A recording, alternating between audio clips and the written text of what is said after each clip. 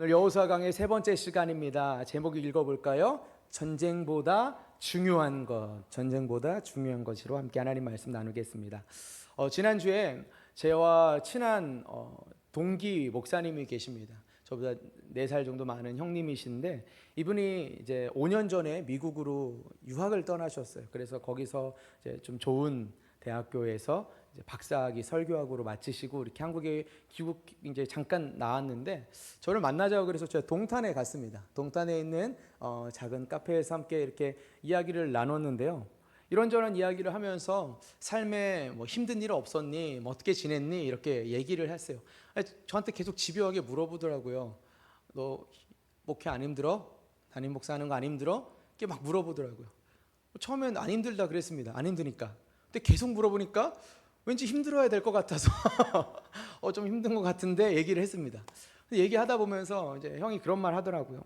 요새 봐, 사람은 원래 잽에 넘어가는 거야. 잽이 쌓이면 힘들더라. 그 얘기를 딱 듣는데 무릎이 탁 쳐지는 거예요. 여러분, 우리가 사는 인생은 링 위에 올라가서 수많은 여러 적들과 마치 복싱을 하듯이 권투를 하듯이 살아가는 것 같아요. 혼자 싸워야 하기 때문에 주변에서 날아오는 수많은 펀치들을 맞거나 피하거나 아니면 맞아야 될 때도 있죠. 사실 여러분, 권투에 저 잘 모르지만 이 잽은 살짝 때리는 거고 이거 말고 스트레이트라 그래서 강하게 딱 치는 거 있죠. 이신혁 기사님, 네, 스트레이트가 있어요. 권투를 좀 하셨어요. 여러분 보기에는 저래 보여도 강하신 분입니다. 잽이 있고 스트레이트가 있는데 이 강한 펀치는 동작이 보이지 않아요. 뒤에서 나오니까. 우리도 그런 것 같아요. 큰 문제는 어느 정도 예견이 돼요. 그리고 준비를 할 수 있습니다. 근데 잽은요, 어디서 날라올지 모르고 언제 날라올지 모르니까 툭툭 하고 맞게 되는 것 같아요. 그게 점점 데미지가 쌓이면은 나중에는 우리도 모르는 사이에 다리도 풀리고요, 나중엔 다운까지 되는 것 같습니다.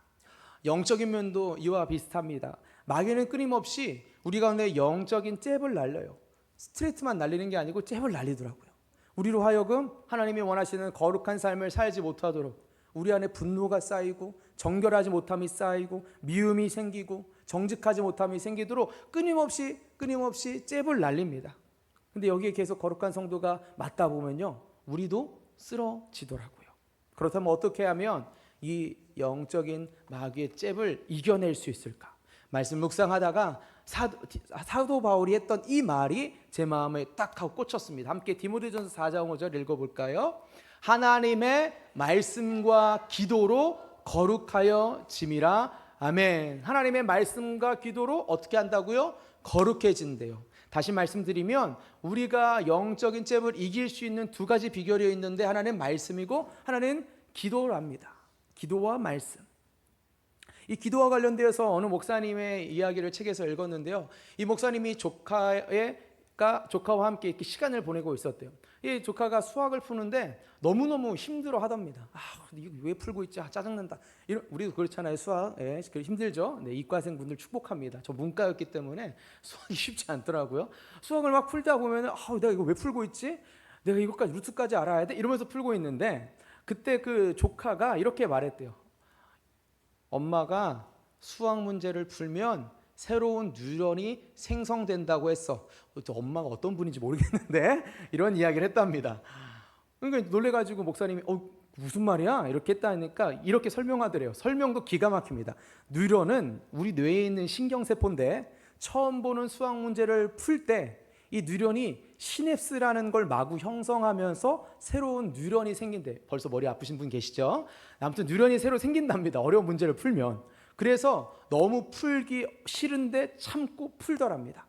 왜냐하면 이 머리에 뉴런을 만들려고, 생성하려고. 근데 실제로 이 답을 찾기 위해서 어려운 문제를 풀다 보면요, 뇌의 신경세포인 뉴런이 생성되고 시냅스가 가소성된다라고 해요. 이것이 저는 영적인 체계와 또 비슷하다는 생각을 해봅니다. 우리도 인생 가운데 답을 찾지 못할 때가 얼마나 많아요. 답이 안 보이는 문제를 만날 때가 얼마나 많습니까? 그런데 그때요, 우리가 나 못 풀겠네, 이 문제 그냥 안 할래, 예전에 내가 배운 사친영산 이거 안 되는 것 같아, 역으로는 그냥 포기하자 하고 그냥 답안지에 0을 내거나 안 쓰는 경우가 많은 거죠. 하지만 유전이 왕성히 생성되고 지적 능력이 개발되기 위해서 문제를 풀어야 하듯이 우리 역시도 어려움의 현실 속에서 풀 수 없는 문제 속에서 우리는 이 문제를 풀어가야 돼요. 어떻게 해요? 기도라는 것을 통해서 말입니다.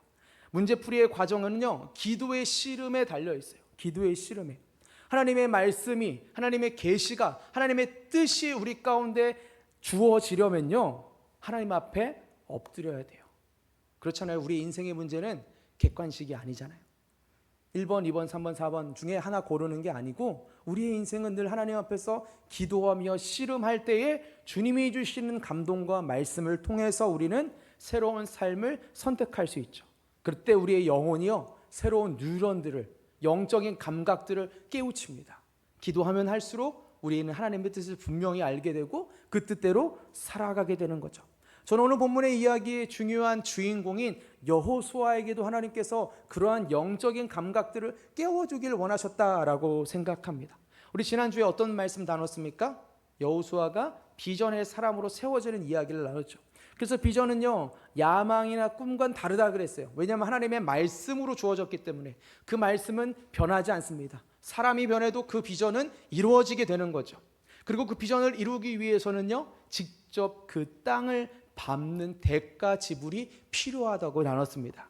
자, 오늘은 우리가 읽었던 이 1절에서 9절 중에 7절, 8절을 중심으로 함께 하나님 말씀을 함께 은혜를 나누도록 하겠습니다. 자, 하나님께서 여호수아에게 뭐라고 말씀하셨냐? 너 저기 가나안 땅 밟으면 돼. 내가 그 땅 줄 거야. 강하고 담대해라고 이야기하셨어요. 근데 여러분, 강하고 담대하게 나아가라고 하셨어요. 근데도 불구하고 하나님께서는요, 강하고 담대하게 전쟁해라라고 하지 않으십니다. 뭐라고 말하셨냐면 우리 7절과 8절 한번 보여주시면 읽겠습니다. 읽어봅시다. 오직 강하고 극히 담대하여 나의 종 모세가 내게 명령한 그 율법을 다 지켜 행하고 우로나 좌로나 치우치지 말라. 그리하면 어디로 가든지 형통하리니 이 율법책을 내 입에서 떠나지 말게 하며 주야로 그것을 묵상하여 그 안에 기록된 대로 다 지켜 행하라. 그리하면 내 길이 평탄하게 될 것이며 내가 형통하리라. 아멘. 하나님은 강하고 담대하게 나가 싸우라 하지 않으셨어요. 강하고 담대하여 율법을 지켜라. 말씀을 따라 살아가야 한다라고 말씀하십니다. 여러분, 지금 이스라엘 눈앞에 있는 가나안 땅은요, 철병 요새들로 가득한 땅입니다. 철병거를 가진 가나안 용사들이 그들을 기다리고 있어요. 저 이스라엘 백성들 하나님과 함께 나왔다는데, 애굽도 저 사람들 때문에 무너졌다는데 어떡하지? 하면서 칼을 갈고 있었습니다. 그러면 이스라엘 백성들은 준비해야 될 게 뭘까요? 일반적 상식이라면 똑같이 칼을 만들어야죠. 똑같이 방패를 만들어야 합니다. 근데 이들은요, 갑옷이나 방패를 만들지 않고 더 중요한 모세가 명령한 율법을 지키는 것에 대해서 주님의 말씀을 듣고 있어요. 이 무슨 뚱딴지 같은 소리일까요? 이를 제대로 이해하려면 율법의 정확한 의미를 좀 알아야 합니다. 율법은 히브리어로 토라라고 말해요. 토라는 모세의 가르침인 모세오경, 창세기, 출애굽기, 레위기, 민수기, 신명기, 줄여서 창출, 레민, 신이라고 얘기하는데, 이 성경책의 가장 앞에 나오는 5개 권이 바로 모세가 명령한 율법이라고 말해요. 근데 이 모세가 명령한 율법을 어떻게 지켜야 되는, 여기 뭐가 나왔습니까? 하나님께서 태초에 천지를 창조하셨다. 하나님이 천지를 창조한 분이구나. 하나님이 어떤 분인지 나와요.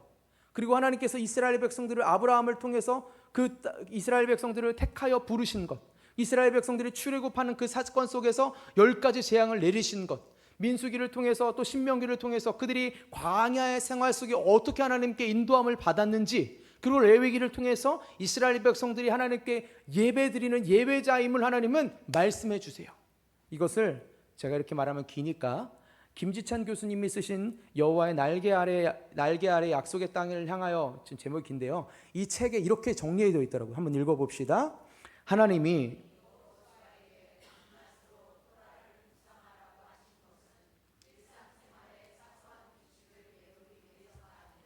이스라엘의 정체성과 소명을 늘 깨닫도록 하시기 위해서다. 아멘. 저희 교수님이시고 귀한 설교자신데 이분이 이런 말씀하셨어요. 이스라엘의 정체성과 소명을 깨닫게 하기 위해서 하나님은 토라, 성경, 율법을 묵상하라고 하셨대요. 이게 너무 중요한 거예요. 정체성과 소명. 여러분, 정체성이란 말은 내가 누군지에 대한 이야기 아닙니까? 내가 누군지. 누구나 다 나의 정체성을 안고 살아가죠.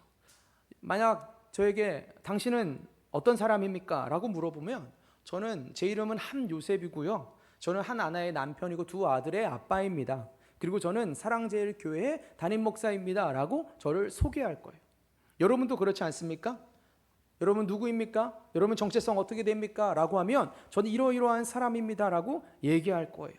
정체성은 나를 증명하는 도구이자 동시에 내가 살아가야 할 이유가 되는 거죠. 우리 옆 사람에게 물어볼 거예요. 당신은 누구십니까? 당신은 누구십니까? 묻지 않은 거 제가 감사드립니다. 빠른 설교의 진행을 위해서. 이스라엘 백성들은 누구였습니까? 그들은 원래 이집트에서 종으로 살았어요. 노예였어요. 그런데 하나님께서 전능하신 손으로 그들을 구원해내시죠.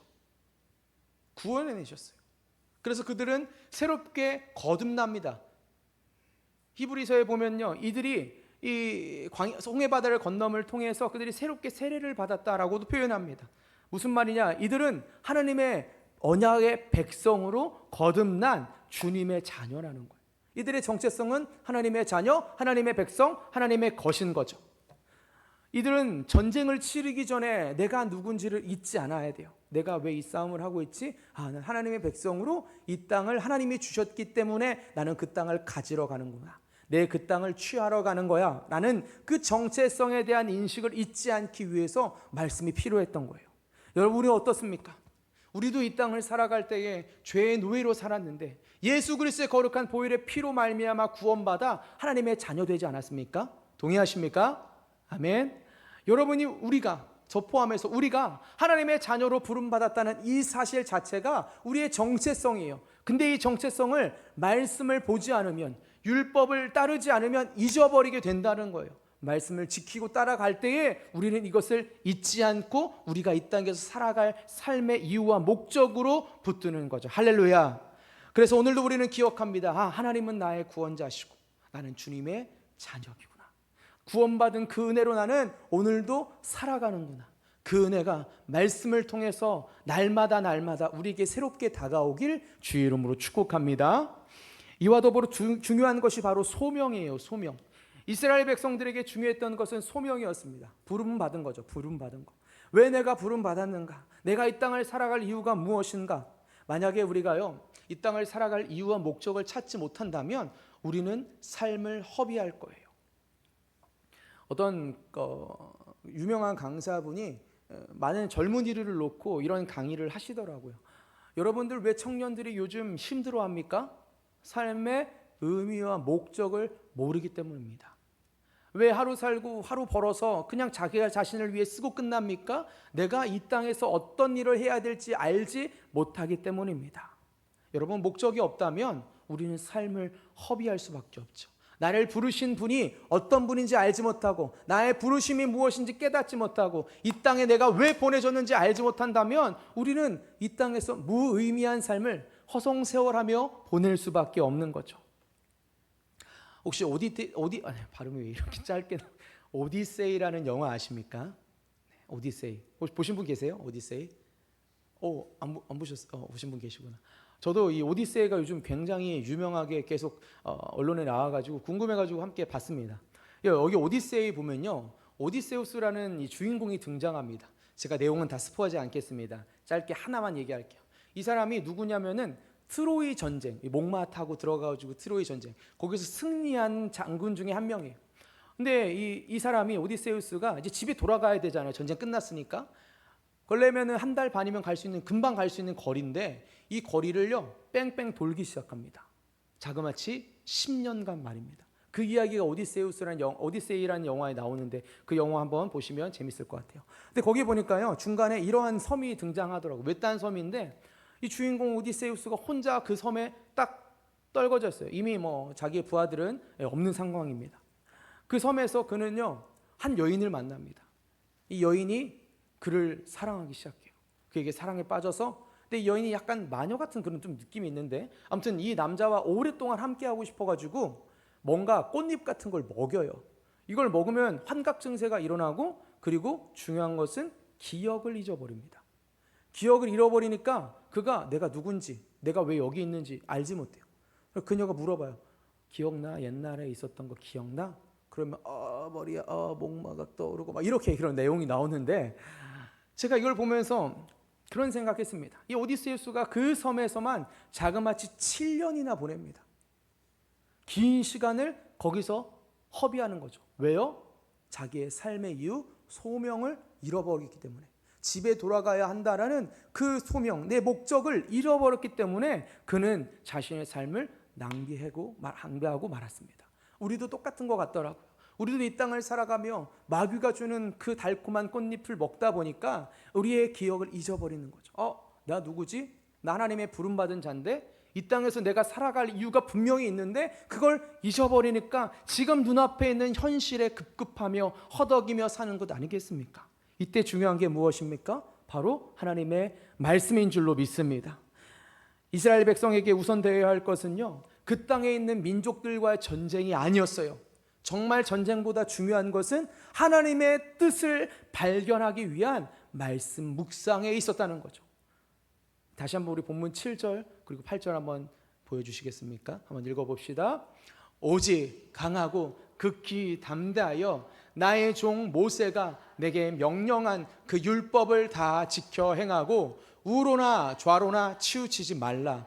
그리하면 어디로 가든지 형통하리니 이 율법책을 내 입에서 떠나지 말게 하며 주야로 그것을 묵상하여 그 안에 기록된 대로 다 지켜 행하라. 그리하면 내 길이 평탄하게 될 것이며 내가 형통하리라. 아멘. 아멘.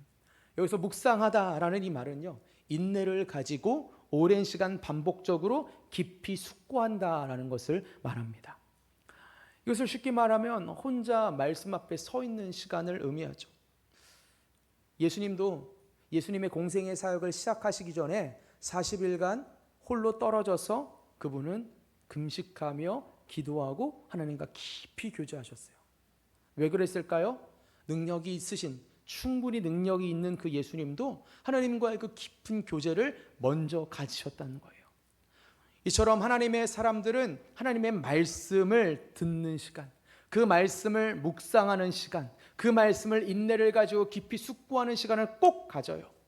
제가 존경하는 이찬수 목사님이 계신데, 이분은 새벽 3시에 일어나서 3시간 넘게 하나님의 말씀 앞에 머무르신다라고 하더라고요.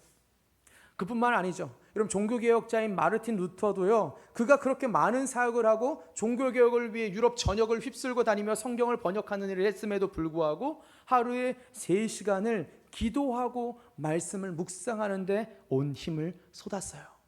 우리는 어떻습니까? 여러분, 스마트폰 하루 3시간 금방 지나갑니다.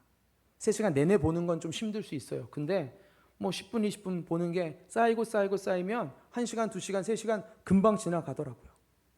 어떻게 제가 이렇게 잘할까요? 근데 여러분, 우리 하나님 말씀 묵상하는 것 3분은 하십니까? 이게 정말 큰일이죠. 얼마나 큰일이냐면, 우리가 그 3분도조차 하나님의 말씀에 집중하지 못하면 나머지 우리 인생의 23시간 57분을 마귀한테 뺏긴다는 거예요. 도저히 단 하루로 하나님 은혜가 없으면 살아갈 수 없는 게 우리인데 말입니다. 여러분, 말씀의 중요성은 끊임없이 강조해도 정말 더하지 않아요. 지나치지 않습니다. 왜냐하면 말씀은 우리 영혼의 양식이기 때문입니다. 예수님께서 마귀의 그 시험을 이기실 때에 뭐라고 말씀하셨냐? 사람이 떡으로만 살 것이 아니라 하나님의 입에서 나오는 말씀으로 산다고 하셨어요. 할렐루야. 그래서 우리는 우리 영혼이 새롭게 되기 위해서 하나님 말씀을 먹어야 돼요. 여러분, 다이어트 해보셨습니까? 다이어트 할 때 중요한 게 운동이라고 생각하시는 분 계시죠? 네, 저도 그렇게 생각했거든요. 그래서 예전에 다이어트를 한다고 할 때 정말 열심히 운동했습니다. 그리고 어떻게 돼요? 집에 와요. 집에 냉장고 문을 엽니다. 냉장고 문을 열면 그날따라 맛있는 게 들어있어요. 그리고 그날따라 누가 치킨이 먹고 싶대. 그럼 어떻게 해요? 배달 앱을 키죠. 나 이만큼 운동했으니까 오늘 치킨 괜찮아. 피자 괜찮아, 짜장면 괜찮아, 시켜서 먹고 나면요 그냥 말짱 도루묵이 아니라 더 찌더라고요. 할렐루야. 경험해 보시면 계실 겁니다. 그래서요 많은 이제 운동을 가르치시는 분들이나 교수님들이 하는 말이 식단이 8이고 운동은 2밖에 안 됩니다 라고 얘기하더라고요. 먹는 게 그만큼 중요하대요. 제가 요즘 한 달 동안 저희 성경학교랑 여름사 끝나고 한 4kg를 뺐습니다. 야, 대단하죠.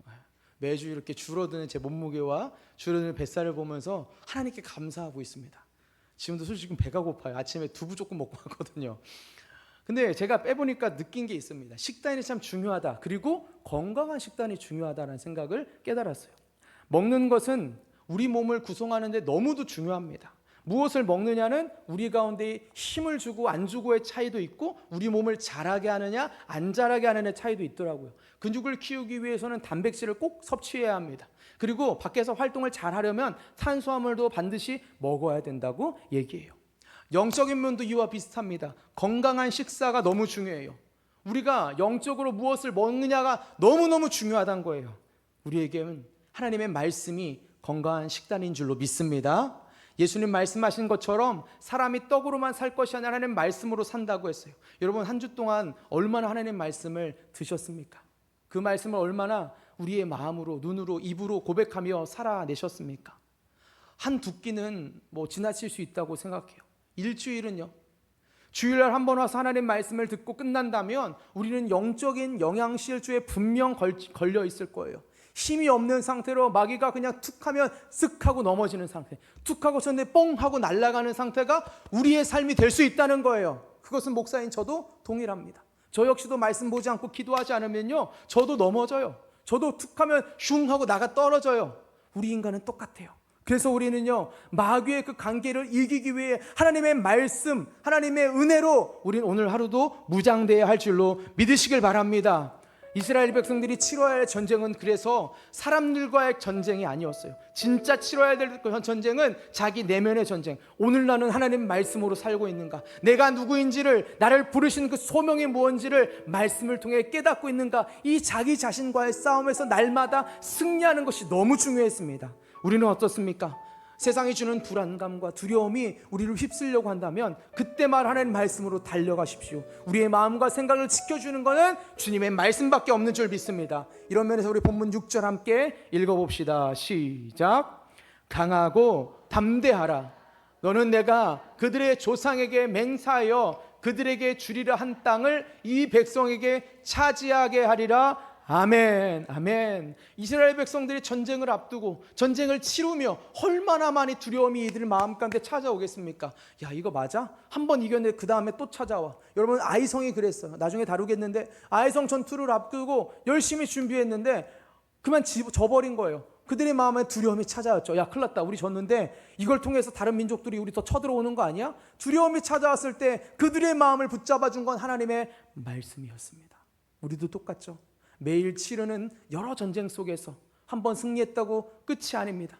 또 동시에 반대로 생각해도 그래요. 실패했다고도 끝이 아니에요. 하나님의 말씀은 변함없이 우리를 인도하십니다. 강하고 담대하라. 지그지글러라는 크리스찬인데요. 이분이 이제 굉장히 유명한 이제 강연도 하고 동기부여도 하는 이런 분이에요. 이분이 쓴 책에 보면 이런 말이 있더라고요. 시작하기 위해서는 위대해질 필요가 없지만 위대해지려면 시작해야 한다. 우리가 하나님 나라를 위해서 정말 위대한 사람 되길 원하지 않습니까? 저는 우리 교회가 그랬으면 좋겠습니다. 주님이 보실 때 위대한 교회. 그러기 위해서는요 시작해야 한답니다. 뭘 시작하냐면 하나님의 말씀을 날마다 묵상하는 것. 저는 그래서 오늘 주보에도 제가 광고를 실었지만 9월달부터 우리 교회에 이런 적용을 좀 하려고 합니다. 우리 생명의 삶. 원로 목사님께서 계실 때 우리가 늘 해왔던 그 생명의 삶을 9월달부터 다시 시작하려고 합니다. 그래서 여러분들 9월에 첫 주에 이제 다음 주에 제가 주문을 해서 오면요 여기 쭉 비치해 놓을 건데요. 여러분 가져가시고 보니까 6,000원이더라고요. 그 금액을 꼭 지불하셔야 돼요. 왜냐하면 그 금액이 아까워서라도 보게 되거든요. 꼭 지불하시고 그 책을 날마다 읽어보십시오. 큐티 어떻게 하는지 모르겠다고요? 쉬워요. 기도하고 읽고 쓰면 됩니다. 그리고 기도로 마치고 너무 어려우면요 읽기만이라도 하십시오. 하루에 단 5분도 좋고 10분도 좋습니다. 30분도 좋습니다. 잠깐이라도 그 말씀으로 하루를 시작해 보십시오. 그럼 우리의 삶이 180도 달라지는 것을 반드시 경험할 줄 믿습니다. 사랑하는 우리 성도 여러분, 저는 우리 사랑제일교회가 또 우리 사랑하는 성도님들이 앞을 향해 달려가는 성도가 됐으면 좋겠습니다. 마귀가 끊임없이 날리는 그 잽에 맞아가지고 쓰러지고 좌절하고 넘어져 있는 것이 아니라 하나님 나를 이렇게 부르셨지, 내가 누군지 말씀을 통해 발견하십시오. 그리고 하나님이 나에게 주신 소명을 향해 여러분이 속해 있는 가정 가운데, 그 직장 가운데 달려가십시오. 주님이 우리를 부르셨다면 주님은 우리와 함께 하시고 그 땅이 우리의 땅 될 줄로 믿습니다. 그 하나님 신뢰하며 오늘 하루 또 다음 달 한 달 매년마다 승리하는 저와 여러분 되시길 주의 이름으로 축원합니다.